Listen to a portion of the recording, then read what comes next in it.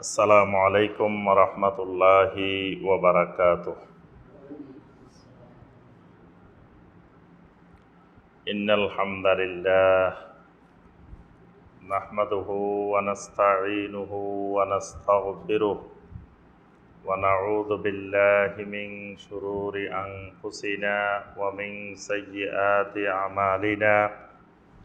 মান ইয়াহদিহিল্লাহু ফালা মুদিল্লা লাহু ওয়া মান ইউদ্লিল ফালা হাদিয়া লাহু। وأشهد أن لا إله إلا الله وحده لا شريك له وأشهد أن محمدا عبده ورسوله. يا أيها الذين آمنوا اتقوا الله حق تقاته ولا تموتن إلا وأنتم مسلمون. يا أيها الناس اتقوا ربكم الذي خلقكم من نفس واحدة وخلق منها زوجها وبث منهما رجالا كثيرا ونساء. واتقوا الله الذي تساءلون به والأرحام إن الله كان عليكم رقيبا. يا أيها الذين آمنوا اتقوا الله وقولوا قولا سديدا يصلح لكم أعمالكم ويغفر لكم ذنوبكم ومن يطع الله ورسوله فقد فاز فوزا عظيما. أما بعد فإن خير الحديث كتاب الله وخير الهدي هدي محمد صلى الله عليه وسلم وشر الأمور محدثاتها وكل محدثة بدعة وكل بدعة ضلالة وكل ضلالة في النار. اللهم صل على محمد وعلى آل محمد كما صليت على إبراهيم وعلى آل إبراهيم إنك حميد مجيد. اللهم بارك على محمد وعلى آل محمد كما باركت على إبراهيم وعلى آل إبراهيم إنك حميد مجيد. ঢাকা মহানগরীর উত্তরা এলাকায় অবস্থিত ইমাম বুখারী ট্রাস্ট এবং কুল্লিয়াতুল কোরআনের যৌথ আয়োজনে কুল্লিয়াতুল কোরআনুল কারীম ও দারাসাতুল ইসলামিয়ার ক্যাম্পাসে আয়োজিত সাপ্তাহিক এলমি মাজলিসে অনলাইন এবং অফলাইনের মাধ্যমে উপস্থিত সম্মানিত দিনদার মুসলিম ভাই এবং বোনেরা, আল্লাহ রাব্বুল আলামিনের দরবারে কোটি কোটি শুকরিয়া যে মহান রাব্বুল আলামিন আমাদেরকে প্রতি সপ্তাহের ন্যায় আজকেরও সাপ্তাহিক এলমি মাজলিসে এই জিকিরের মাজলিসে আল্লাহ রাব্বুল আলামিন আমাদেরকে নির্দিষ্ট সময়ে উপস্থিত হওয়ার এবং একটি গুরুত্বপূর্ণ বিষয়ের উপরে সংক্ষিপ্তভাবে কিছু কথাবার্তা বলার এবং শোনার তৌফিক দিয়েছেন। সে মহান রাব্বুল আলামিনের শুকর আদায় করি, সকলে বলি আলহামদুলিল্লাহ। সম্মানিত ভাই ও বোনেরা, আমাদের আজকের মাজলিসের আলোচনার বিষয় বাংলাদেশে হাদিস অস্বীকারীদের ষড়যন্ত্র। এই বিষয়ের উপরেই আমরা সংক্ষিপ্তভাবে কিছু আলোচনা করার, কিছু ধারণা নেওয়ার আমরা চেষ্টা করব ইনশাআল্লাহ।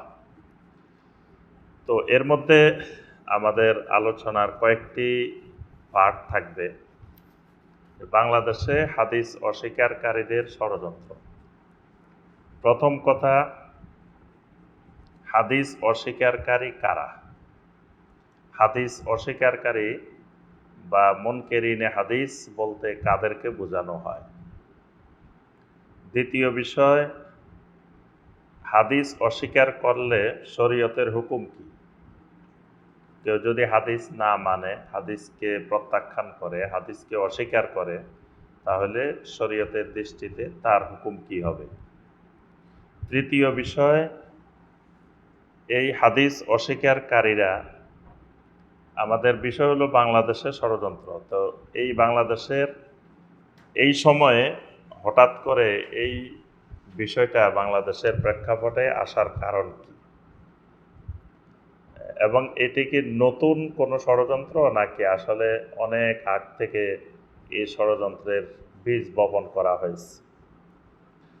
তো সর্বশেষ আমরা আলোচনা করব এই হাদিস অস্বীকারীরা সাধারণ মুসলিমদেরকে কিছু সংশয় সৃষ্টি করে তাদেরকে ফিতনায় নিক্ষিপ্ত করার জন্য এবং তাদের ঈমান হারা করার জন্য তারা কাজ করে যাচ্ছে।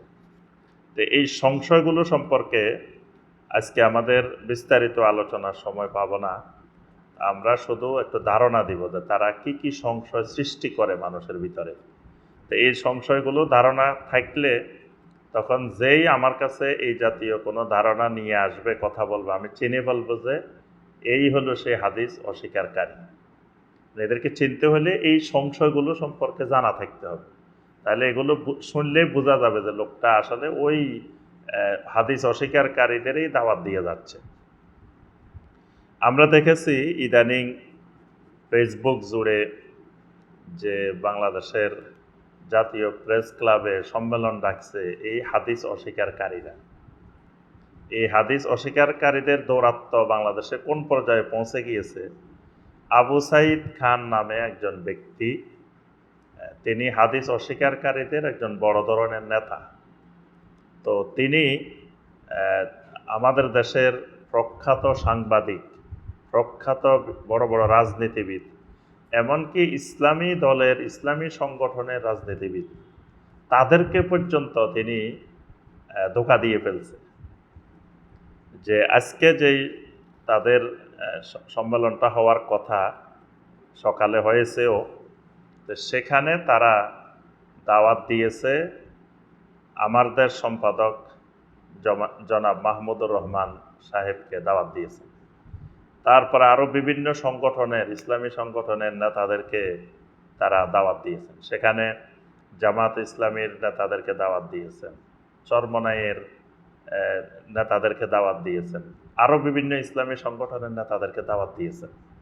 মানে তারা এ আবু সাইদ খানকে বা আবু সাইদ খানের উদ্দেশ্য কি এটা তারা মানে জানতো না। সে সুন্দর একটা শিরোনাম দিয়ে সেমিনার দিছে। শিরোনাম হইল যে বর্তমান সময়ে যে সংস্কার চলতেছে, সেখানে সংবিধান সংস্কার, বিভিন্ন সংস্কার, এই সংস্কারের ক্ষেত্রে কোরআন কি বলে। তার শিরোনামটা খুব চমৎকার, যে কোরআন কি বলে। তা এখন যে কোনো সাধারণ মানুষ শুনলে তো মনে করবে এটা তো ভালো জিনিস, যে এই সংস্কারগুলো সম্পর্কে কোরআন কি বলে এটা তো একজন মুসলিমের জানা দরকার।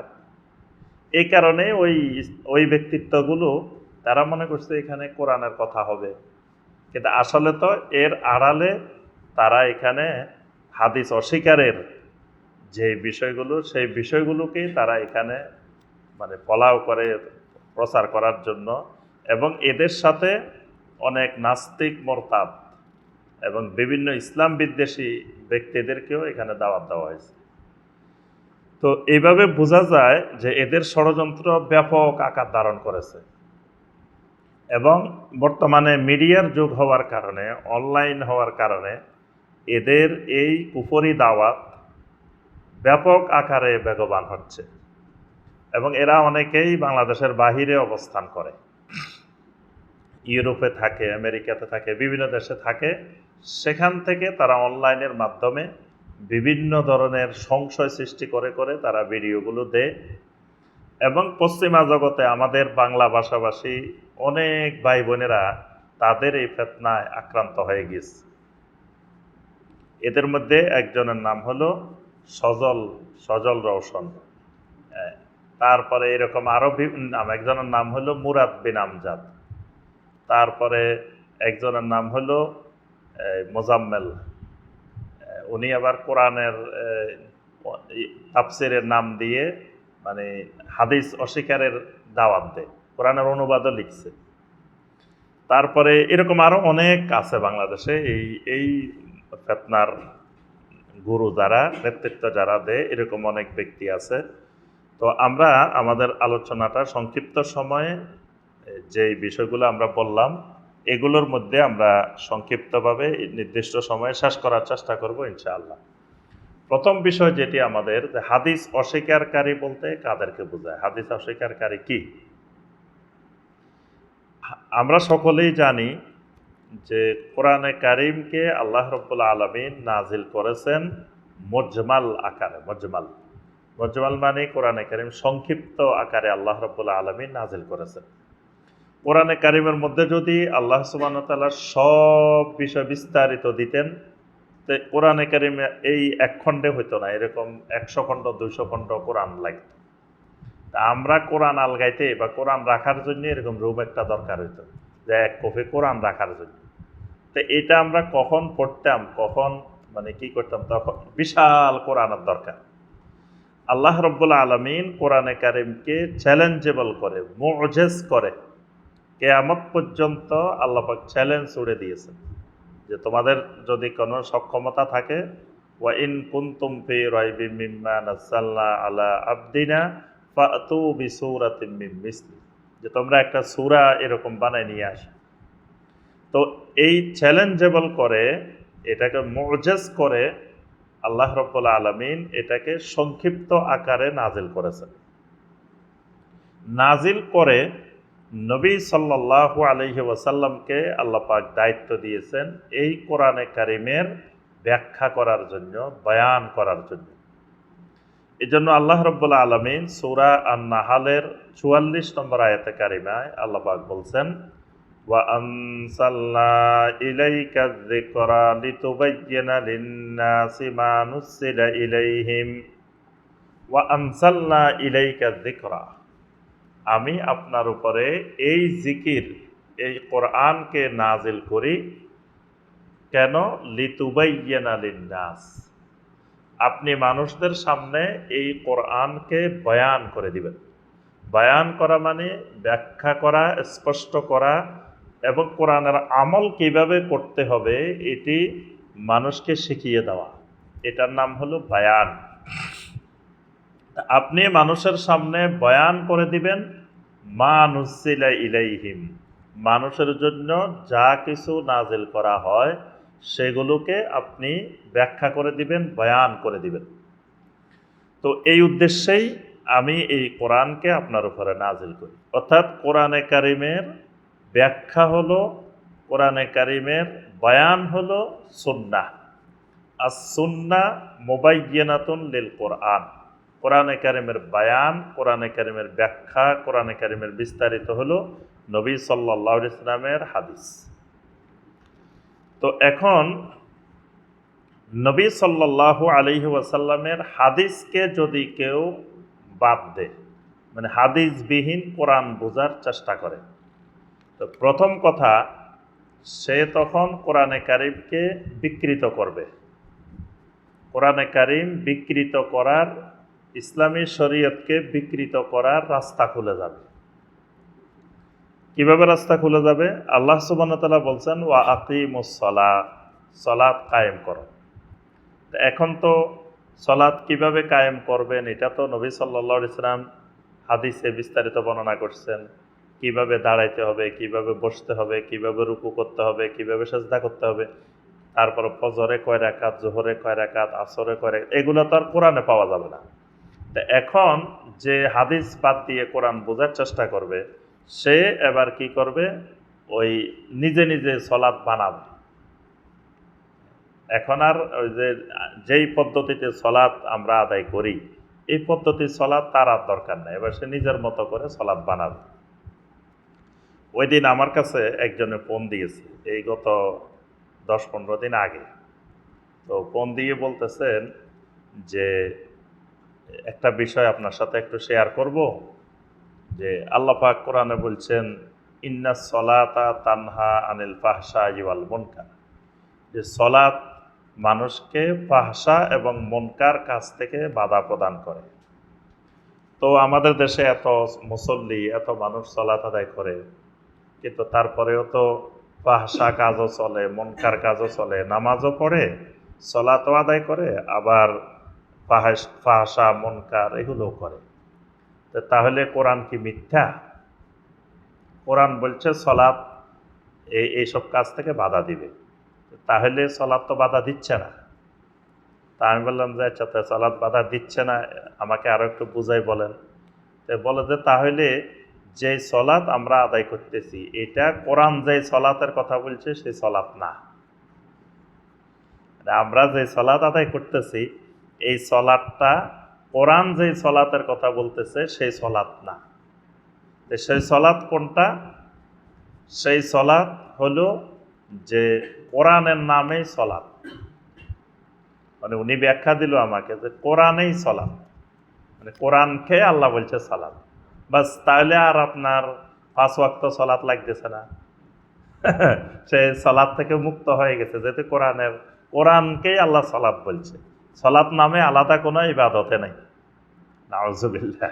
তো তাহলে এই যে হাদিস বিহীন কোরআন বুঝায়, এর অর্থ কিন্তু কোরআনের দরদি বা কোরআন বুঝার জন্য সেই কাজ করতেছে তা না। সে একজন মানুষকে পরিপূর্ণ নাস্তিক বানায়, পরিপূর্ণ মোরতাদ বানায় ছেড়ে দিবে। মানে সে দাজ্জালের জন্য একজন সহযোগী রেডি করে রাখবে, মানে দাজ্জাল আসার আগে, মূল দাজ্জাল আসার আগে দাজ্জালের জন্য রেডি করে রাখবে। যে দাজ্জাল কি কাজ করবে? দাজ্জালের সে মহা দাজ্জালি করবে এই লোক, যে এই হাদিসবিহীন কোরআন বোঝার চেষ্টা করবে। তাহলে এই হাদিস অস্বীকার করার মাধ্যমে বা হাদিসবিহীন কোরআন বোঝার মাধ্যমে প্রথমত অসংখ্য দিন বিকৃতি, শরীয়ত বিকৃতির রাস্তা খুলে যাবে। মানে শরীয়তের এইসব বিধিবিধান কিছুই আর থাকবে না, একটাও থাকবে না। তারা নিজেরা নতুন একটা শরীয়ত বানাবে, নিজেরা একটা নতুন দিন বানাবে কোরআনের নাম দিয়ে। দ্বিতীয়ত, যখন হাদিসবিহীন কোরআন বোঝার চেষ্টা করবে তখন দেখা যাবে সে শিরিকের রাস্তা খুলে যাবে। তখন আর শিরিক করতে কোনো বাধা নিষেধ থাকবে না। এরপরে বেদাতের রাস্তা খুলে যাবে, সমস্ত গুমরাহির রাস্তা এর মাধ্যমে খুলে যাবে। তো এটার সুন্দর একটা কৌশল, যেহেতু মুসলিমেরা কোরআনকে ভালোবাসে, কোরআনের কথা শুনলে কোরআন সে মানুক আর না মানুক কোরআনকে সম্মান করে। এটা মুসলিমের মধ্যে যে বেনামাজি, যে মদখোর, যে জুয়াখোর, যে সুদখোর, সেও কিন্তু কোরআনকে সম্মান করে, কোরআনকে ধরে ধরে চুমা দেয়, তারপরে কোরআনটাকে সম্মানের সাথে রাখে। কোরআন যদি হাতের থেকে কোনোভাবে পড়ে যায় তাহলে চাল ডাল অনেক কিছু দেয়। তার অর্থ হইল সে কোরআনে কারিমকে সে সম্মান করে। তো কোরআনে কারিমের সম্মানটা যেহেতু মুসলিমের মধ্যে আছে, তাহলে এদেরকে দাজ্জাল বানাইতে হইলে, দাজ্জালের সহযোগী বানাইতে হইলে কোরআনের নাম দিয়ে বানাইতে। এটা হলো মহা ষড়যন্ত্র। আসলে মানুষকে যে কোরআন মানানোর দিকে নিবে, কোরআনের আমল করার দিকে নিবে, বিষয়টা এরকম না। বিষয়টা হলো যে কোরআন মানার কথা বলে তাদেরকে নতুন একটা ধর্ম, নতুন একটা বানানো মন গড়া জিনিস তৈরি করা। এটা হলো হাদিস অস্বীকার করার, মানে হাদিস অস্বীকার বলতে আমরা যেটা বোঝাচ্ছি, এই জাতীয় কার্যক্রমকেই মূলত বোঝাচ্ছি আমরা মুনকারিনে হাদিস, হাদিস অস্বীকার করা। নবী সাল্লাল্লাহু আলাইহি ওয়াসাল্লাম আমাদেরকে সেই 1400 বছর আগেই সতর্ক করে গেছেন যে কিয়ামতের আগে এইরকম একটা শ্রেণীর আবির্ভাব হবে, যারা মানুষকে এই পদ্ধতির কথা বলে, এই কোরআনের কথা বলে মানুষকে পথহারা করবে, গোমরা করবে। এই কথা নবী সাল্লাল্লাহু আলাইহি ওয়াসাল্লাম আমাদেরকে যেই হাদিসে বলছেন, হাদিসটি জামে আত-তিরমিজির 2663 নম্বর হাদিস। আবু দাউদের 4605 নম্বর হাদিস, ইবনু মাজার 13 নম্বর হাদিস, মুসনাদে আহমদের 23912 নম্বর হাদিস। এই হাদিসটির আবু রাফে রাদিয়াল্লাহু তাআলা বর্ণনা করেছেন, নবী সাল্লাল্লাহু আলাইহি ওয়াসাল্লাম বলেন, লা উলফিয়ান্না আহাদাকুম মুত্তাকিয়ান আলা আরিকাতিহি ইয়াতিহিল আমরু মিন আমরি মিম্মা আমারতু বিহি আও নাহিতু আনহু ফায়াকুলু লা আদরি মা ওয়াজাদনা ফি কিতাবিল্লাহি ইত্তাবানাহু।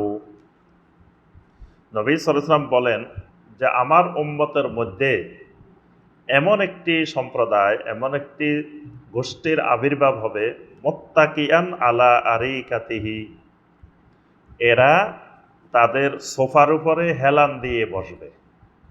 তার অর্থ হলো এরা গরিব শ্রেণী না, মানে একবারে সাধারণ শ্রেণী না, এরা খুব বিলাসবহুল জীবনযাপনকারী ধনী মানুষ, এদের মধ্যে এই আবির্ভাবটা ঘটবে।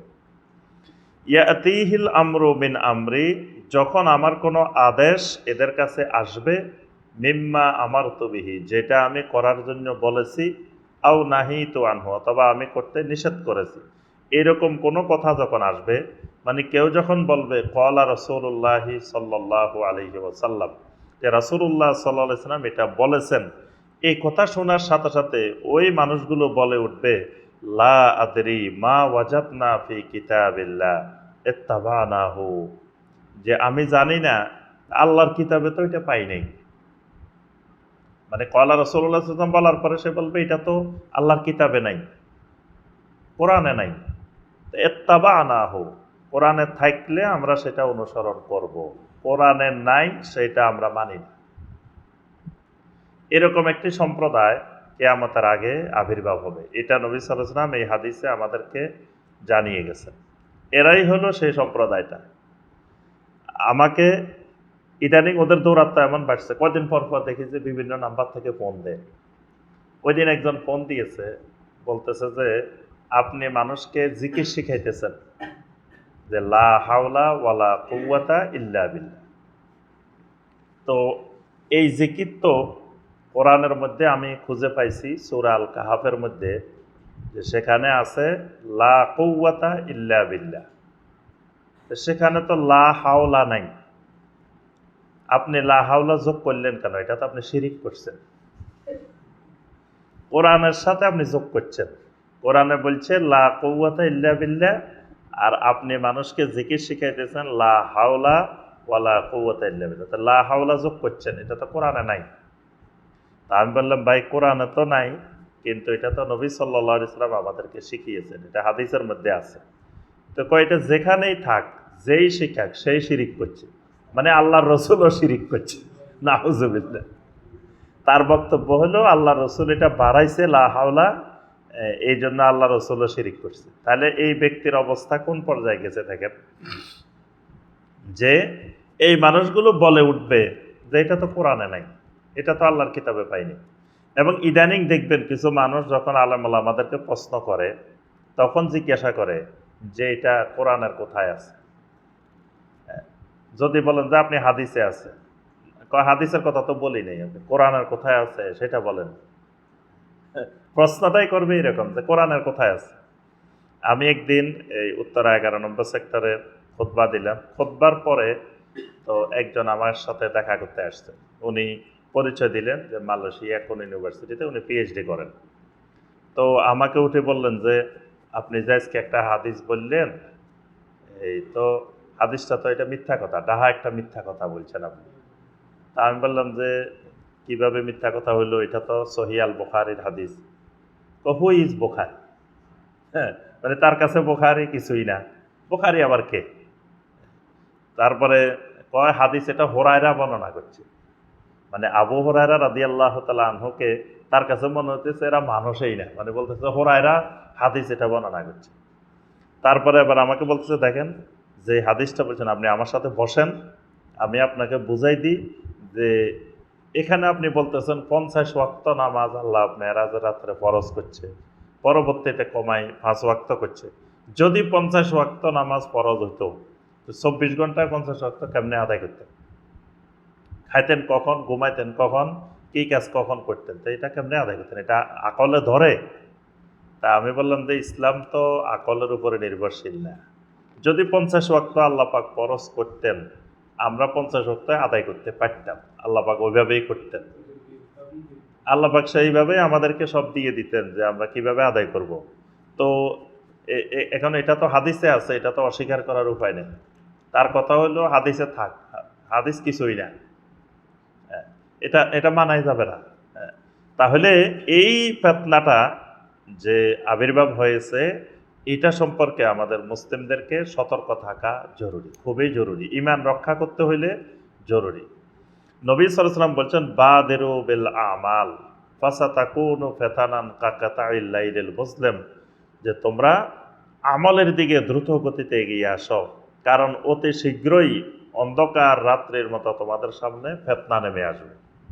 ইউসবিহুর রাজুলু মুমিনান ওয়া ইউমসি কাফিরান, সকালবেলায় সে মুমিন অবস্থায় সকালে উঠবে, সন্ধ্যার সময় সে কাফের হয়ে যাবে। আবার সন্ধ্যায় মুমিন থাকবে, সকালবেলায় সে কাফের হয়ে যাবে। এই যে সকালে আপনি মুমিন, সন্ধ্যায় কাফের, এই যে কুফরির ফিতনা ভয়াবহ আকার ধারণ করবে।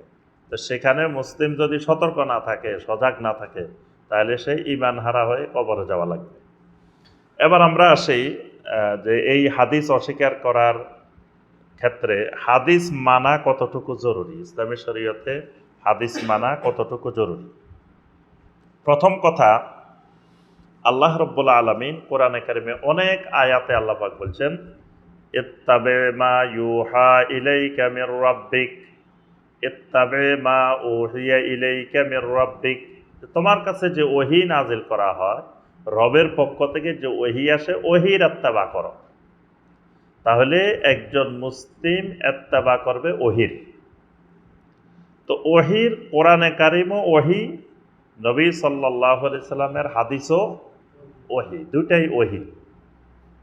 তাহলে কোরআন অনুসরণ করা, কোরআনের ইত্তেবা করা যেমন একজন মুসলিমের জন্য ফরজ, ঠিক একইভাবে নবী সাল্লাল্লাহু আলাইহি সাল্লামের হাদিসের ইত্তেবা করাটাও ফরজ, কারণ দুটাই ওহীর অন্তর্ভুক্ত।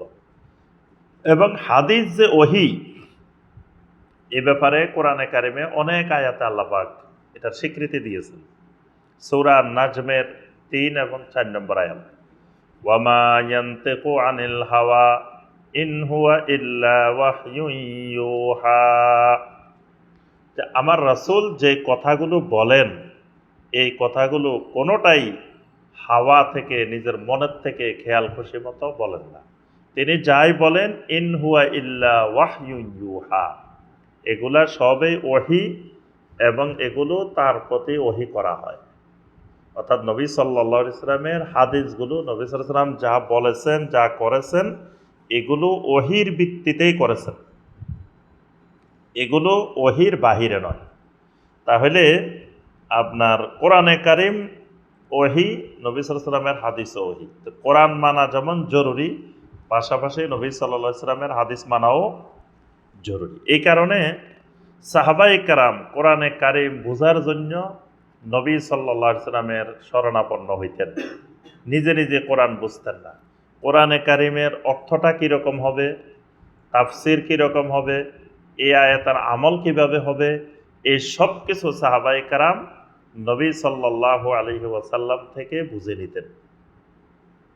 যেমন আমরা একটা উদাহরণ বলি, সূরা আল আনআমের 82 নম্বর আয়াত যখন নাজিল হলো, আল্লাযীনা আমানু ওয়ালাম ইয়ালবিসু ঈমানাহুম বিযুলমিন উলাইকা লাহুমুল আমনু ওয়া হুম মুহতাদুন।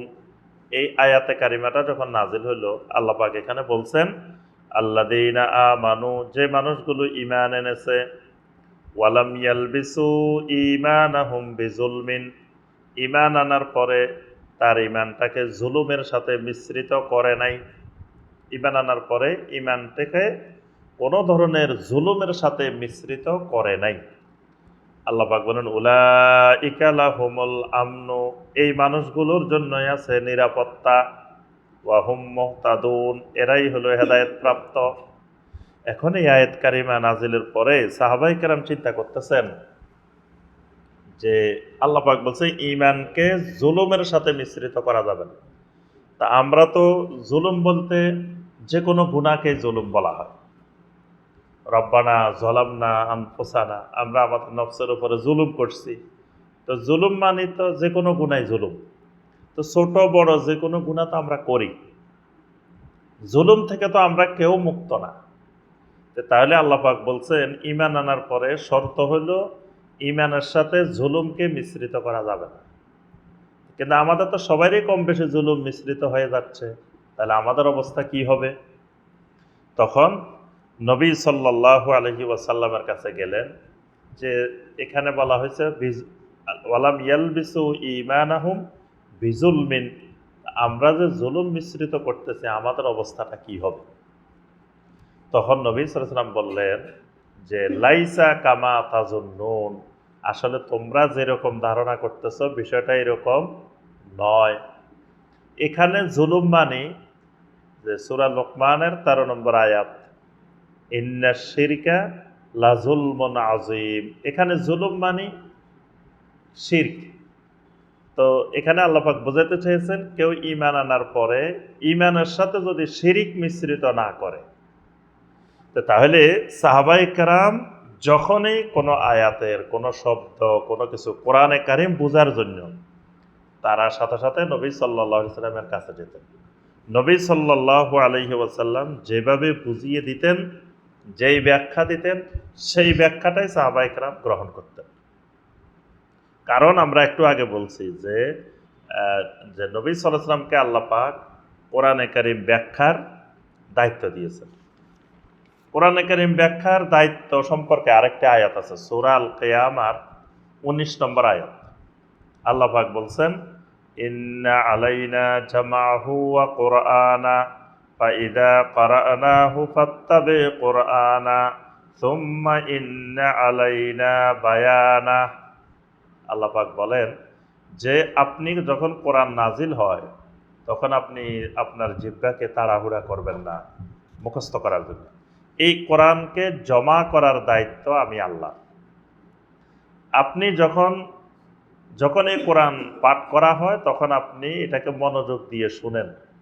সুম্মা ইন্না আলাইনা বায়ানা, এরপরে আমি আল্লাহরই দায়িত্ব কোরআনের বায়ান আপনাকে শিখিয়ে দেওয়া। মানে আল্লাহ বলতেছেন যে এটা আমার দায়িত্ব যে আপনাকে কোরআনের ব্যাখ্যা কোরআনের বায়ান আমি শিখাই দেব। তাহলে কোরআনে কারিমের ব্যাখ্যা কোরআনে কারিমের বায়ান শিখতে হবে নবী সাল্লাল্লাহু আলাইহি ওয়াসাল্লাম থেকে। নবী সাল্লাল্লাহু আলাইহি ওয়াসাল্লাম যেইভাবে শিখাবেন সেটাই কোরআনে কারিমের সঠিক ব্যাখ্যা সঠিক বায়ান। এবং নবী সাল্লাল্লাহু আলাইহি ওয়াসাল্লামের কোনো সিদ্ধান্ত দেওয়ার পরে যদি কোনো ব্যক্তি সেই সিদ্ধান্ত মেনে নিতে না পারে, মনের মধ্যে কোনো ইতস্ততা পোষণ করে, আল্লাহ পাক বলছেন এই লোকের ঈমান থাকবে না। আল্লাহ পাক নিজে ফতোয়া দিয়েছেন সে কাফের।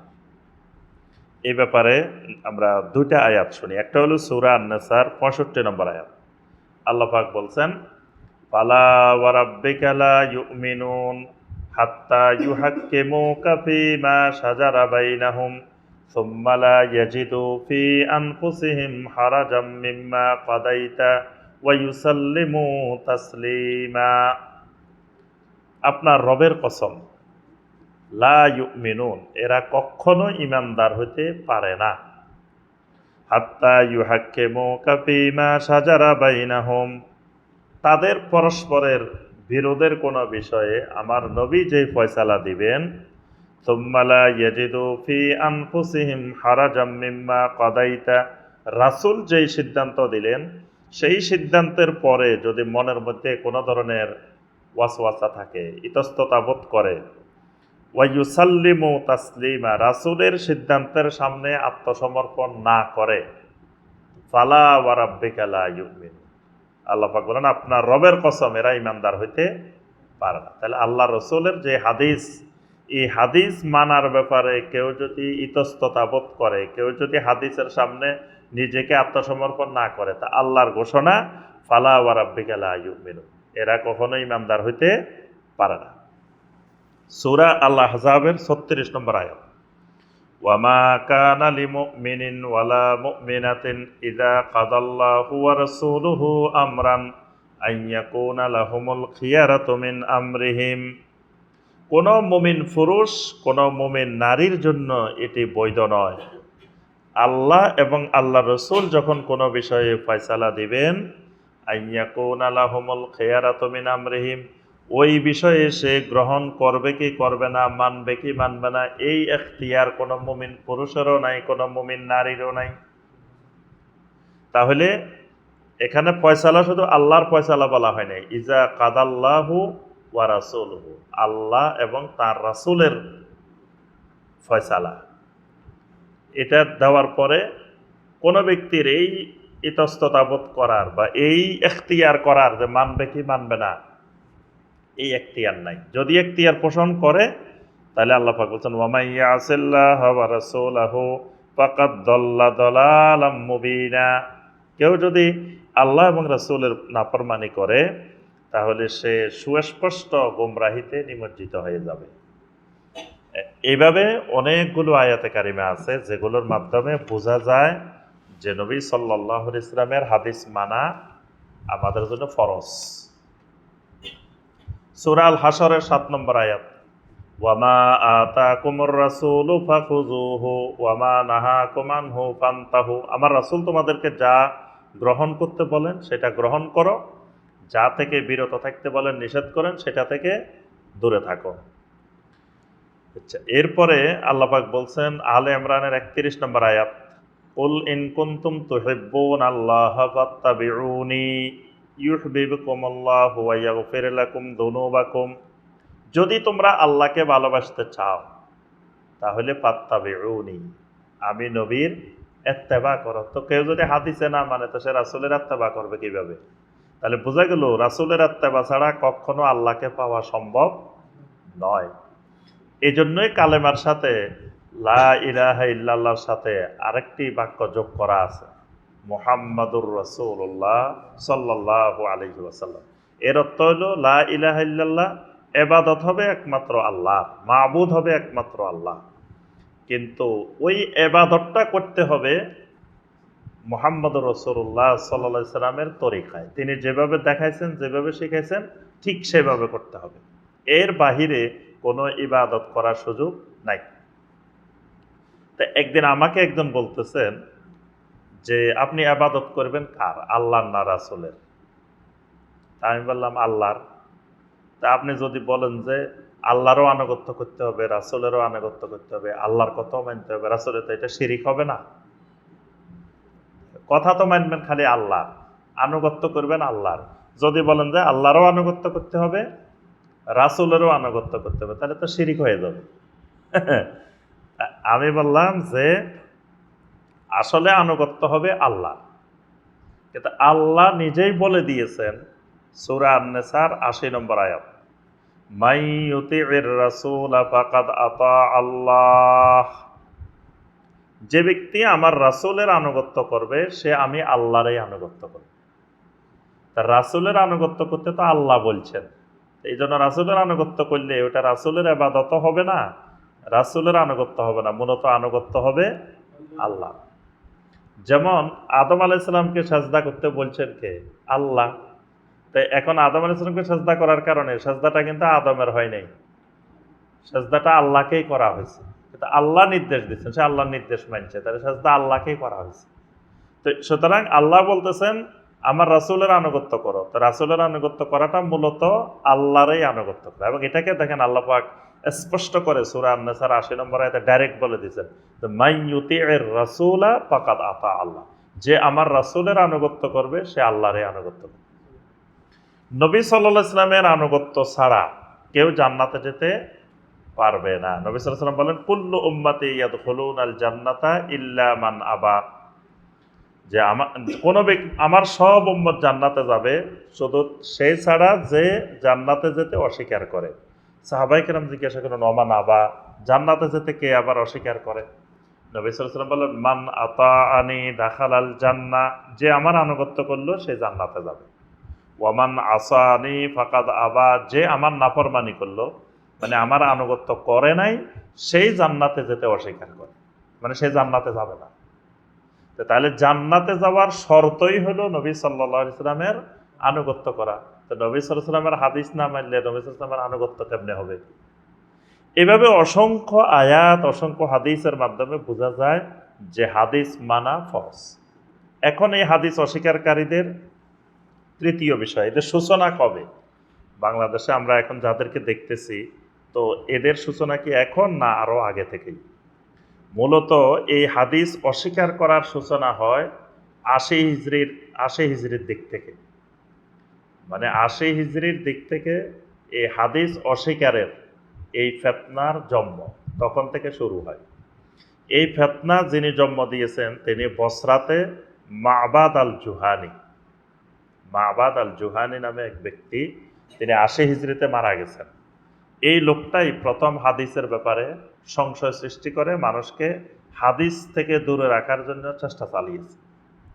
তারপরে আরেকজন এর নেতৃত্ব দিয়েছে জাহাম বিন সফওয়ান। জাহাম বিন সফওয়ান সমরকান্দি ১২৮ হিজরিতে মারা গেছে।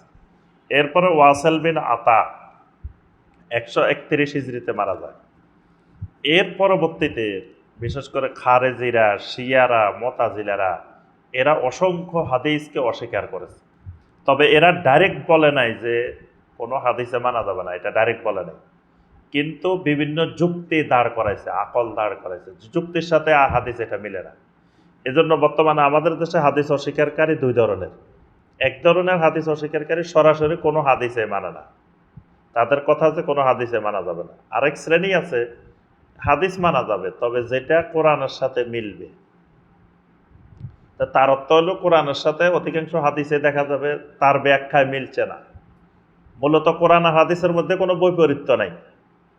কোরআন আর হাদিসে কোনো বৈপরীত্য নাই। কোরআন যেটা হাদিসও সেটা, হাদিস যেটা কোরআনও সেটা, একটা আরেকটার পরিপূরক। কিন্তু সেই ব্যাখ্যা দিয়ে মনে হবে তার কাছে যে এটা কোরআনের বিপরীত, এটা কোরআনের বিপরীত। আবার বলবে যে এটা আকলে মিলে না, এটা আকলে মিলে না, এটা যুক্তিতে মিলে না। এই যুক্তির দোহাই দিয়ে, আকলের দোহাই দিয়ে এক শ্রেণী হাদিসকে অস্বীকার করে, আরেক শ্রেণী টোটালি একবারে কোনো হাদিসকেই মানে না। এরপরে আপনার এই আধুনিক যুগে আপনার মিশরে এরকম কিছু ব্যক্তি ছিল যারা আপনার এই হাদিসকে, অনেক হাদিসকে তারা অস্বীকার করত, তবে সরাসরি সব হাদিসকে অস্বীকার করে নাই। আমাদের ভারতীয় উপমহাদেশেও কিছু কিছু ব্যক্তি ছিল, এরা কিছু কিছু হাদিসকে অস্বীকার করত।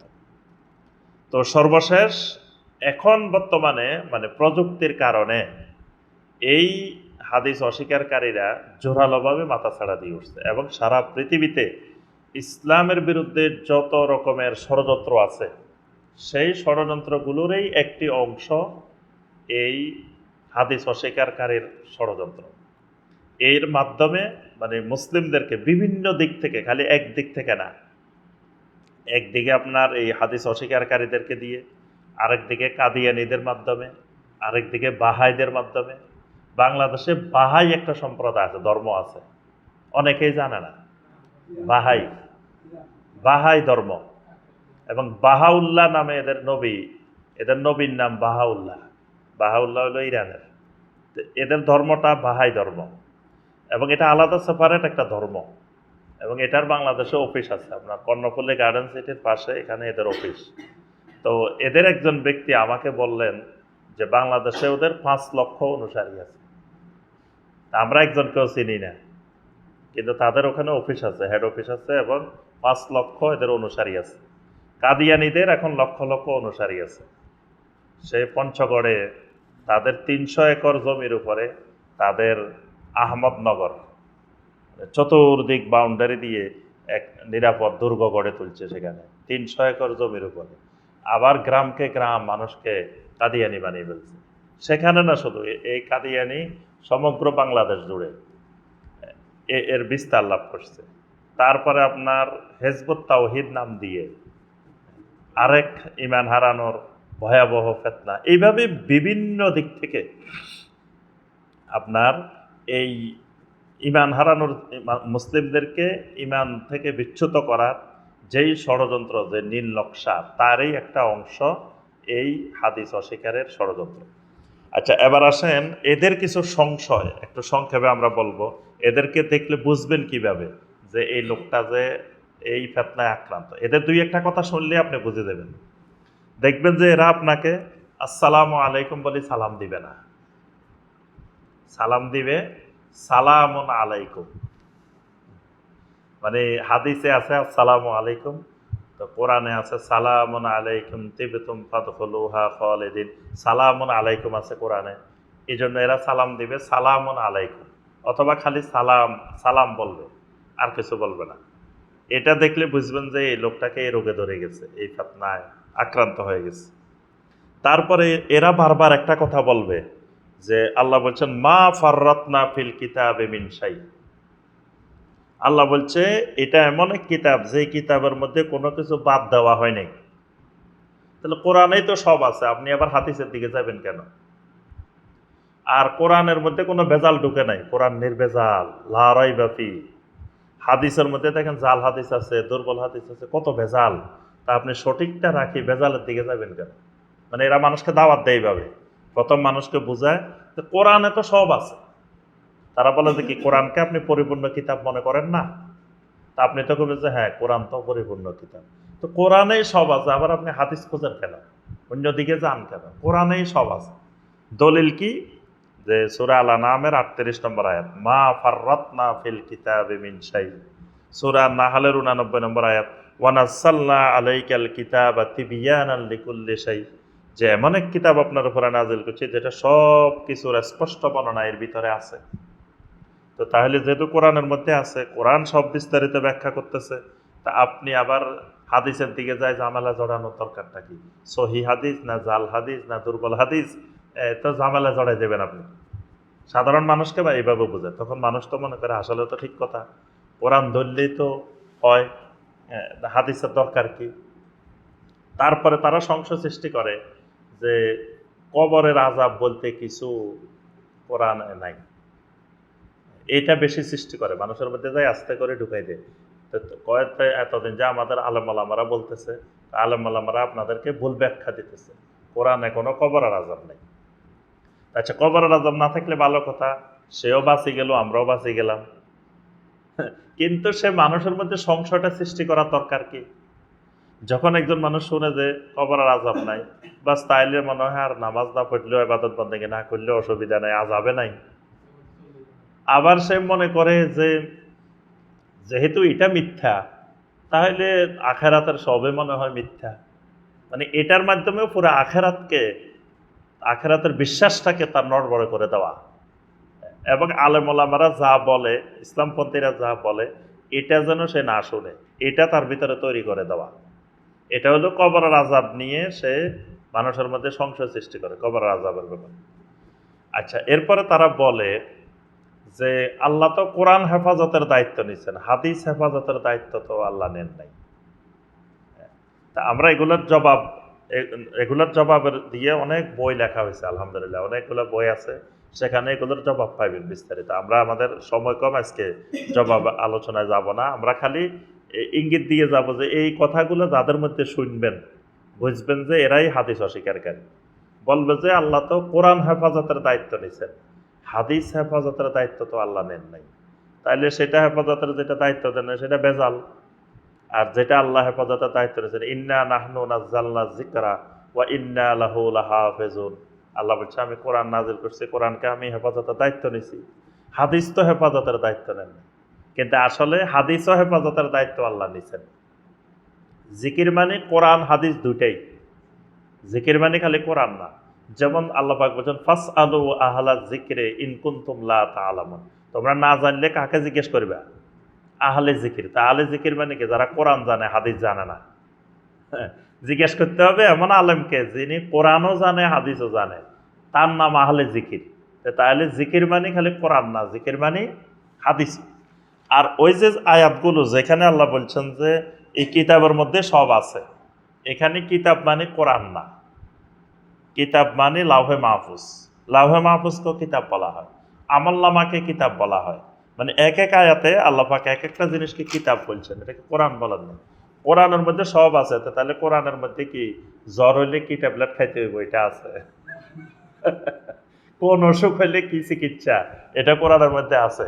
কোরআনের মধ্যে সব আছে বলতে কোরআনের মধ্যে মৌলিক ধারণা, মৌলিক ভিত্তি আছে, কিন্তু সেখান থেকে বের করতে হবে, রিসার্চ করে গবেষণা করে এগুলো বের করতে হবে। তাহলে মৌলিক জিনিসগুলো আল্লাহ দিয়ে দিয়েছেন, এবং এগুলো আমল করতে হলেও নবী সাল্লাল্লাহু আলাইহি সাল্লামের সুন্নাহ দিয়ে আমল করতে হবে।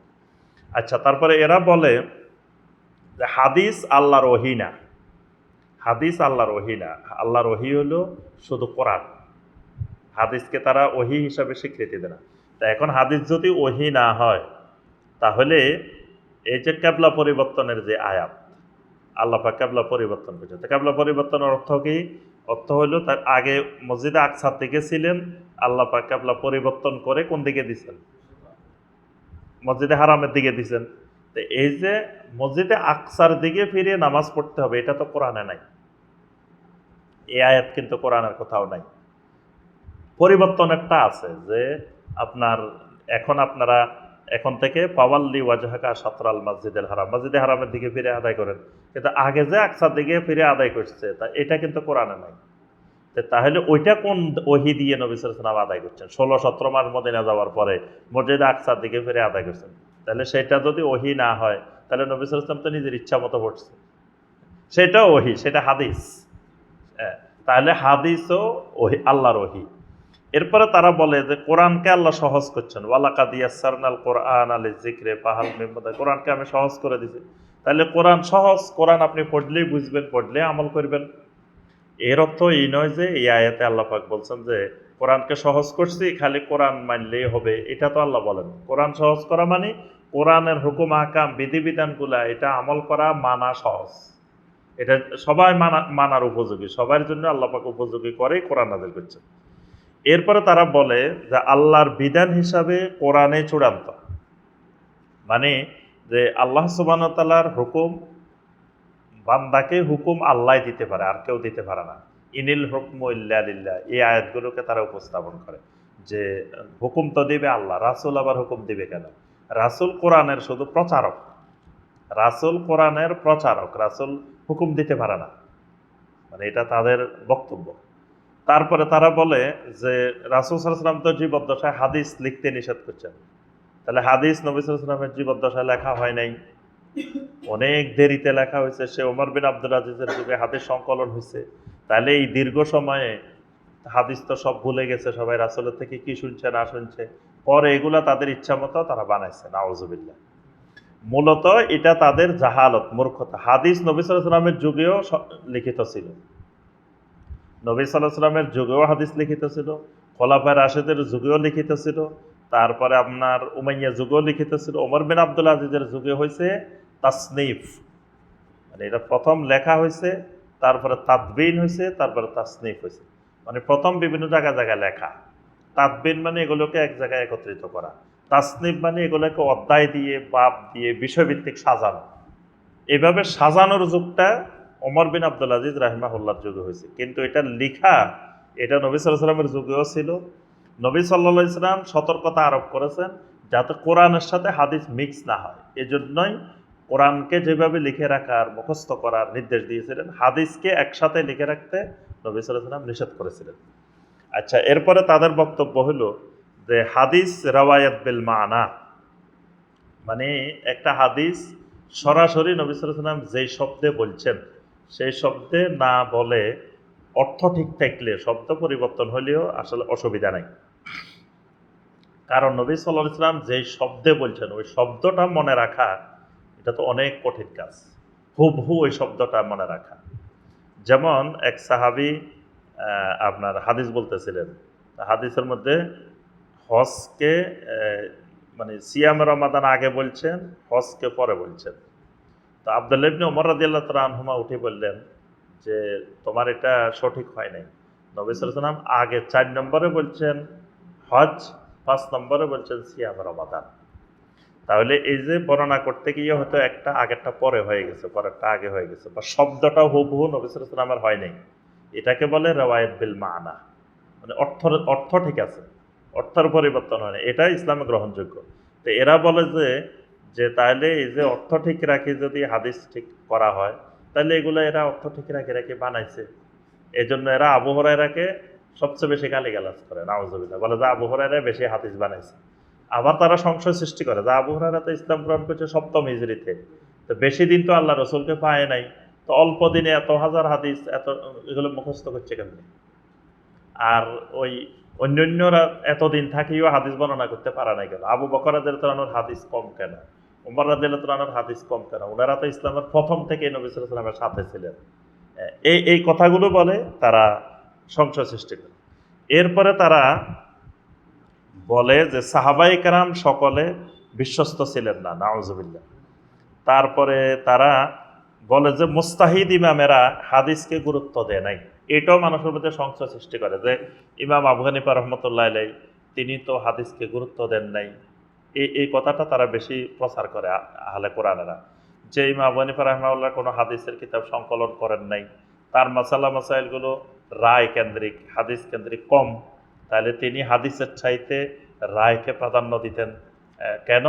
যে ওই হাদিস সব এগুলো বানানো, এই জন্য উনি কোরআন ভিত্তিক কাজ করতেন। মানে আবু হানিফা রাহমাহুল্লাহকেও এরা আহলে কোরআন বানায়, যে বলে যে আবু হানিফা রাহমাহুল্লাহ যে হাদিসকে প্রাধান্য না দিয়ে তিনি কোরআনকে প্রাধান্য দিতেন, কোরআনটাকেই তিনি নিশ্চিত আল্লাহর ওহী ধরতেন, হাদিসটাকে ইমাম আবু হানিফা রাহমাহুল্লাহ গ্রহণ করতেন না। তো এই কথাগুলো তারা বলে বেড়ায়। এইভাবে অসংখ্য সংশয় তারা মানুষের মধ্যে মানে আস্তে আস্তে আস্তে আস্তে ঢুকিয়ে তার ঈমান, তার বিশ্বাসগুলো যে এতদিন মজবুত ছিল সেটাকে আস্তে করে তারা হালকা করে দিয়ে এবার গোমরাহির রাস্তা খুলে দেয়। তো সম্মানিত ভাই ও বোনেরা, আমরা সংক্ষিপ্তভাবে এই বিষয়গুলো তুলে ধরলাম যাতে বাংলাদেশে এই হাদিস অস্বীকারীদের যে ষড়যন্ত্র চলতেছে, মহা ষড়যন্ত্র, খালি ষড়যন্ত্র না, তো এই ষড়যন্ত্র থেকে আমাদেরকে সজাগ থাকতে হবে, সতর্ক থাকতে হবে। আমাদের নিজের পরিবার, নিজেদেরকে, নিজেদের পরিবার পরিজনকে, আত্মীয় স্বজনকে, মুসলিম উম্মাকে আমাদেরকে এর থেকে সতর্ক করতে হবে যাতে এই ভয়াবহ ফিতনায় তারা আক্রান্ত না হয়। আল্লাহ সুবহানাহু ওয়া তাআলা আমাদের সবাইকে এই ভয়াবহ ষড়যন্ত্র থেকে আল্লাহ পাক হেফাজত করুন। বাংলাদেশকে আল্লাহ রাব্বুল আলামিন সকল প্রকার এই সকল ফিতনা থেকে আল্লাহ পাক হেফাজত করুন। আমিন ইয়া রাব্বাল আলামিন।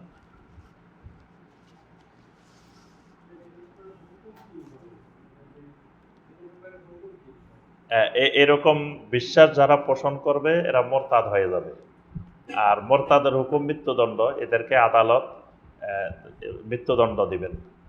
এদের হুকুম হলো এরা কাফের হয়ে যাবে, আর কাফের মানে মুসলিম থেকে যখন হবে এরা মোরতাদ।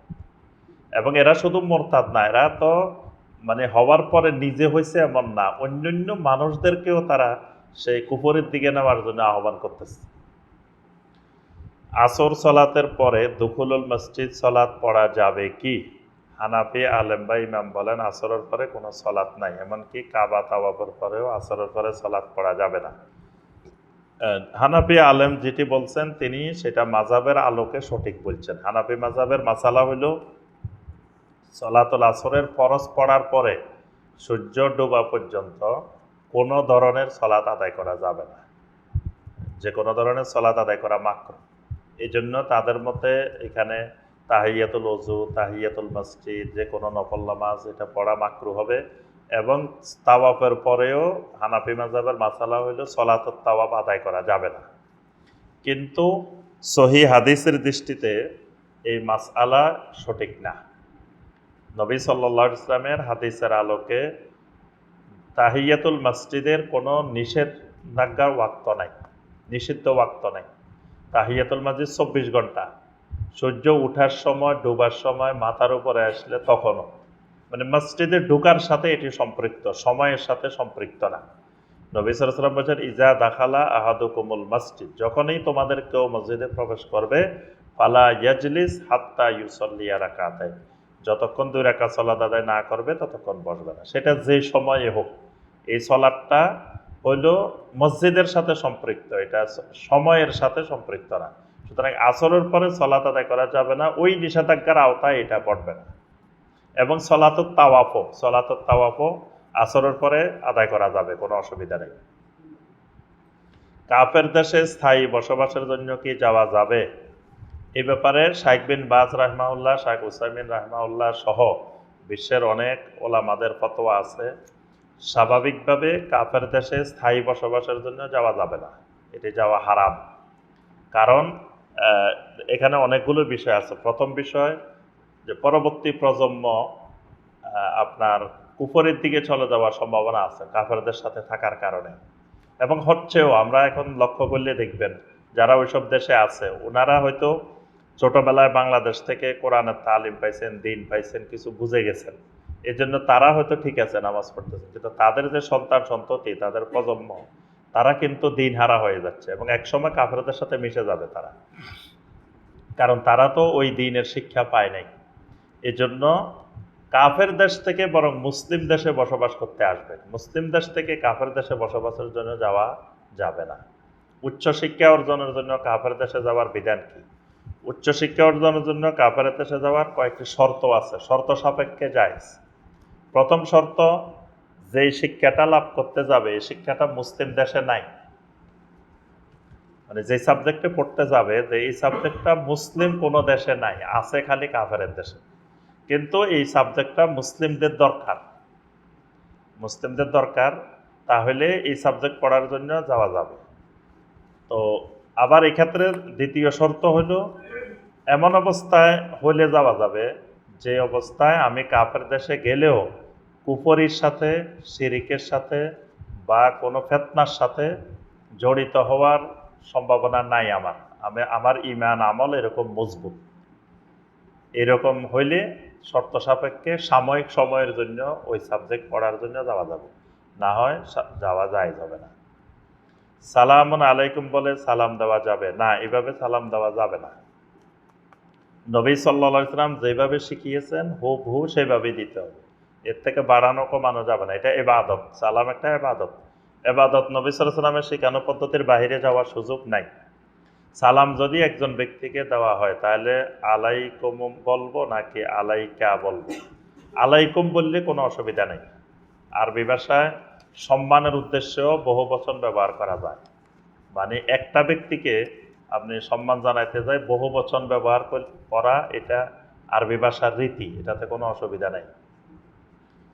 ফেরেশতাদেরকে আদমকে সেজদা করতে নির্দেশ করেছেন আল্লাহ, এই বিষয়ে আপনি কিছুক্ষণ আগে বলেছেন এই সেজদা আল্লাহকেই করেছে, বিষয়টি বুঝিনি।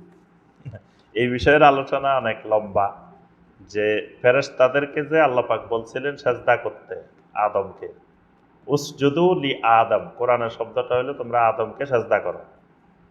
তো এই সেজদা বলতে আসলে কোন সেজদা? এখানে মুফাসসিরিনে কেরাম বলছেন এই সেজদা বলতে আমরা সলাতের মধ্যে যে সেজদা করি এই সেজদা না।